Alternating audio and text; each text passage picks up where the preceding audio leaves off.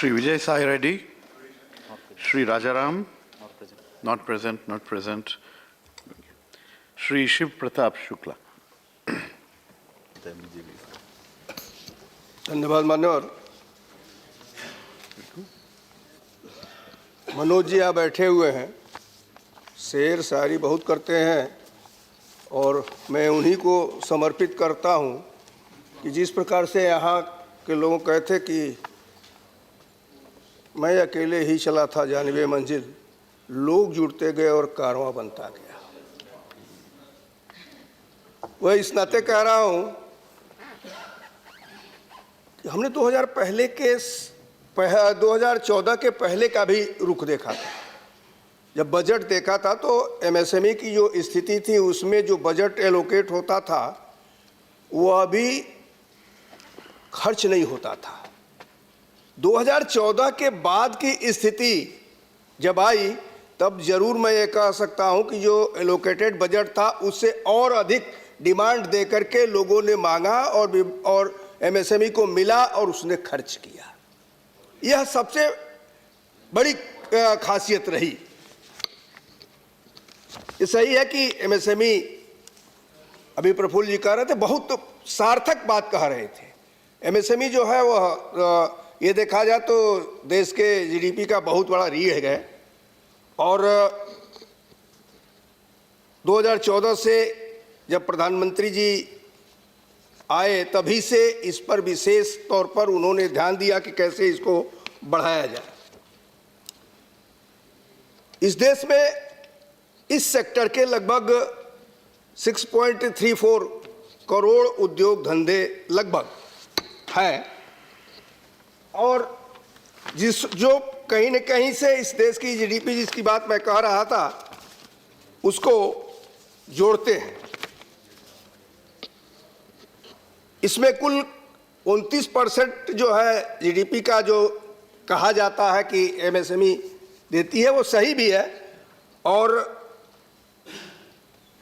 इन उद्योगों में लगभग 31% मैन्युफैक्चरिंग सेक्टर में, 36 ट्रेडिंग सेक्टर में और 33 सर्विस सेक्टर में।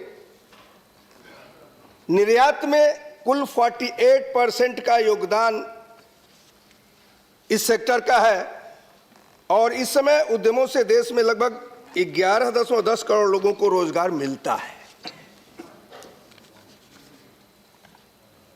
अब धीरे धीरे एक एक पार्ट को अगर देखा जाए तो यह एक चर्चा चली थी प्रधानमंत्री रोजगार गारंटी मिशन के तहत 15 फरवरी 2020 तक 43,426 लघु इकाइयों को सहायता दी गई और इससे जनरेट होने की जो बात आई कि 3,47,000 रोजगार के जनरेट होने की बात आई है।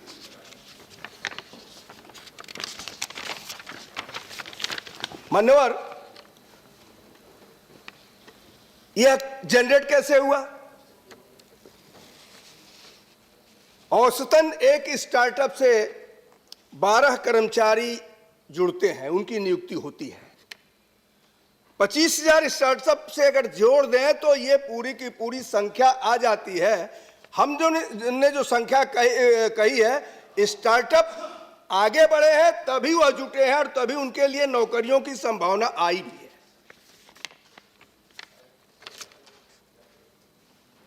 देश के 555 जो जिले हैं 31 दिसंबर 2019 तक 26,804 स्टार्टअप को रिकॉग्नाइज किया जा चुका है और अभी तक 24,848 स्टार्टअप ने 3,06,848 नौकरियां देने की बात कही। तो एक एक आधार अगर देखा जाए तो किस प्रकार से माननीय मंत्री जी ने इस विभाग को आगे बढ़ाने का काम किया है। एमएसएमई सेक्टर से जुड़े हुए लोगों को कैसे उनको रोजगार मिले, इस पर ध्यान दिया है। यह इस बात का सबूत है जिसके आधार पर एमएसएमई आज स्थिर है। प्रधानमंत्री कौशल विकास योजना के तहत इस सेक्टर ने 17 जनवरी 2020 तक 40.27 लाख लोगों को प्रशिक्षण दिया। अभी एक मनोज जी चले गए, मुद्रा योजना की बात कर रहे थे। कोई बात नहीं। 2015-16 से लेकर के अब तक जो है 23,82,33,318 लोन दिए गए हैं। 23,82,33,318 लोन दिए गए हैं और इसे इन करोड़ों लोगों को निश्चित रूप से इसका लाभ पहुंचा है। मुद्रा लोन से इतना लाभ पहुंचा है कि जो सूक्ष्म इकाइयां हैं वह भी निश्चित रूप से इसको प्राप्त कर करके स्थानीय उत्पादों के आधार पर जो है अपने को सशक्त बनाने का काम किए हैं। इसी तरह स्टैंड अप इंडिया के तहत काफी लोगों को रोजगार मिला। इन 2 और 60% से अधिक रोजगार पाने वाली इसमें महिलाएं हैं, जिसमें SC ST भी महिलाएं हैं। हर सेक्टर पर ध्यान देने का काम हुआ है। अब जो ये बात आई थी जब मनोज जी कह रहे थे कि प्रधानमंत्री मुद्रा योजना, इस समय हम लोग चर्चा करते हैं बैंकों के NPA पर, लेकिन कभी इस पर किसी ने चर्चा इस नाते नहीं किया कि आज इतने लोन देने के बावजूद भी कुल मिलाकर इस सेक्टर में 3% से भी कम NPA आया है। 3% से भी कम NPA MSME सेक्टर में आया है और इस नाते इसकी नहीं चर्चा करते हैं। यहां यह कहनी चाहिए कि जिन सेक्टर में जो लोगों को उठाने का काम इस सरकार ने किया है वह लोग सबसे अधिक ईमानदार हुए हैं, ईमानदारी के साथ सरकार के साथ जुटे हुए हैं। सरकार और उनके बीच की ईमानदारी रही है। ये निश्चित रूप से एक एक बिंदुओं पर विचार करना चाहिए। अभी जब वित्त मंत्री जी बात कर रहे थे तो कुछ दिन पहले उन्होंने MSME सेक्टर में 6 लाख उद्योगों को रीस्ट्रक्चरिंग की बात कही थी। 6 लाख। पहले रीस्ट्रक्चरिंग की आखिरी तारीख जो वो बताया था, जब माननीय अरुण जी बता रहे थे 31 मार्च थी, वह दिसंबर 31 किया गया ताकि उसके आधार पर भी वो कर सके। और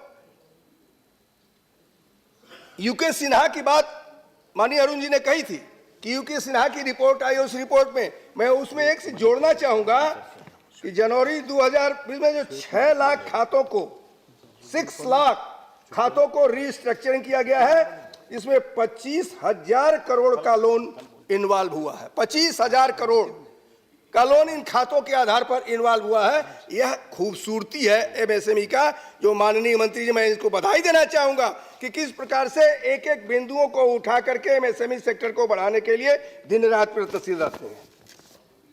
माननीय हमारे प्रधानमंत्री जी का लक्ष्य देश की अर्थव्यवस्था को $5 ट्रिलियन करने का है और अगर हम देखें तो $2 ट्रिलियन तक ले जाने का अगर सबसे अधिक वो है तो MSME सेक्टर का है। $2 ट्रिलियन MSME सेक्टर का। कितना बड़ा प्रभाव देश पर MSME सेक्टर छोड़ता है। केवल ये नहीं हुआ, वो नहीं हुआ, उसकी खूबसूरती पर भी जाना चाहिए और उस खूबसूरती के आधार पर उसकी बात को कहना चाहिए। मैं इसमें जरूर माननीय मंत्री जी से ये कहना चाहूंगा कि सरकार ने जो जोड़ा है इसमें PSU जो है उनको जरूर इस बात के लिए कहना चाहिए, चाहे स्टेट के हो चाहे सेंट्रल के हो, कि वह निश्चित रूप से MSME की मदद करें। अगर PSUs MSME की मदद नहीं करेंगे तो निश्चित रूप से MSME कहीं न कहीं नुकसान में रहेगा और उसमें समय समय पर यह PSUs MSMEs के मतलब छोटे उद्योग हैं, उनका भुगतान नहीं करते हैं। अगर ये भुगतान होता रहे तो अपने आपका जो दिन रात का प्रयत्न है वह एकदम से पुष्प बन करके खेलता हुआ नजर आएगा और पूरा MSME सेक्टर वो महकता हुआ नजर आएगा। इस नाते मेरा यह निवेदन है कि निश्चित रूप से इस पर भी ध्यान दिया जाए, नहीं तो अगर वो नहीं होगा तो MSME सेक्टर में छोटे छोटे उद्योग हैं जो सहारे के आधार पर ही चलते हैं, बड़े उद्योग कहीं उनको निगल न जाए, इस नाते यह जरूरी है कि उनको हम समय समय पर ऑक्सीजन देते रहें।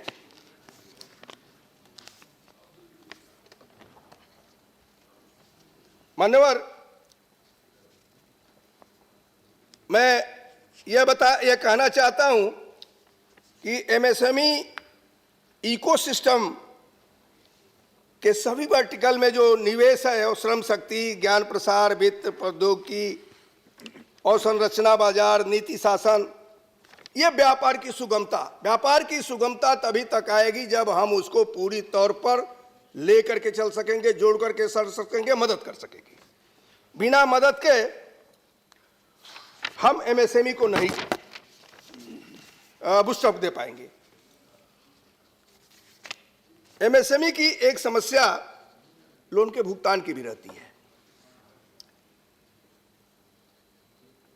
90 दिनों में जो पेमेंट नहीं होता है, यह सबसे अच्छी बात हुई कि उसको सरकार ने 180 दिन किया और 180 दिन करने के नाते उनकी जो श्रम शक्ति लगती है, जिसको उनको डे बाय डे पैसे देने पड़ते हैं, वह रोक पाए, काम करा पाए।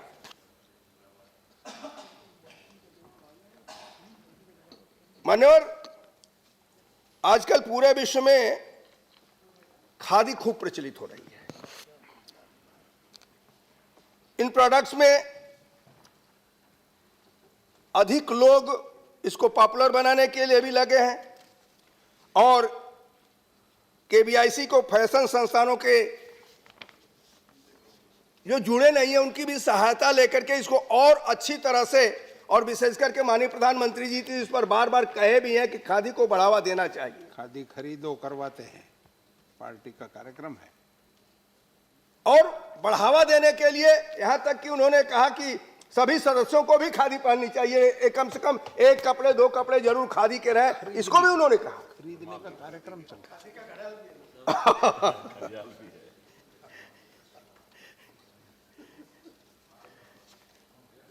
हाँ, एक बात जरूर है मान्यवर, माननीय मंत्री जी से मैं निवेदन करना चाहूंगा, MSME हमारा जो GST है, कहीं न कहीं MSME सेक्टर पर GST का प्रभार क्या हो, इस पर भी ध्यान दिया जाना चाहिए। GST भी एक बहुत बड़ा ऐसा कारण हो जाता है जो कहीं न कहीं MSME को वो किए, तो मुझे लगता है कि GST में भी इसको कहीं ये करना चाहिए। श्रीमान,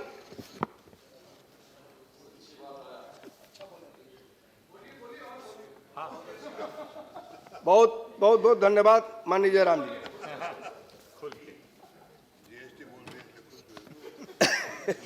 अकेले GST से इनके उसमें चमक आ जाती है। मान्यवर, फाइनेंस मिनिस्टर थे। स्कीम ऑफ फंड फॉर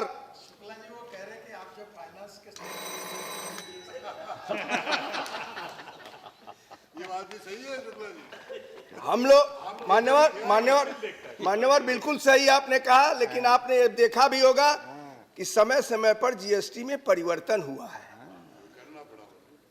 आवश्यकताओं को समझते हुए करना पड़ा है। और अगर मेरी और एक कोई मेरी समझ में आई तो मैं माननीय मंत्री जी से निवेदन करूंगा कि इसकी वो कर करके उसको ठीक किया जाए, शायद आप भी उससे खुश हो जाएंगे। 10 साल पहले की जो स्कीम ये है, इसके अंदर KVIC ये जिसमें कॉमन फैसिलिटी जैसे मशीनरी को खरीदने के लिए, चरखा लूम है, स्किल डेवलपमेंट आज के लिए करोड़ों रुपए इसमें दिए गए। आंकड़ों के अनुसार दिसंबर 19 तक 63 क्लस्टर को अभी तक सपोर्ट किया गया है।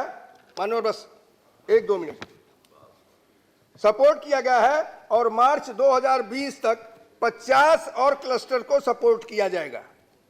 हमें खुशी है कि 2020 और 21 के अपने बजट में 500 क्लस्टर्स बनाने की बात जो माननीय मंत्री जी ने किया है, 500 बात है क्लस्टर बनाने की बात कही है। यह एमएसएमई में बहुत ही महत्वपूर्ण रोल अदा करेगा कि केबीआईसी इसमें ये करेगा। और मैं समझता हूं कि 2019 और 20 में के बजट में जहां 64.75 करोड़ रुपए इसके लिए था, आज हर्ष होता है ये कहते हुए, लोग कुछ भी कहें, 1500 करोड़ रुपए दिया जा रहा है। जो 64.75 था, 1500 करोड़ रुपए देने की बात इस सरकार ने कही है। यह बहुत महत्वपूर्ण है एमएसएमई के लिए।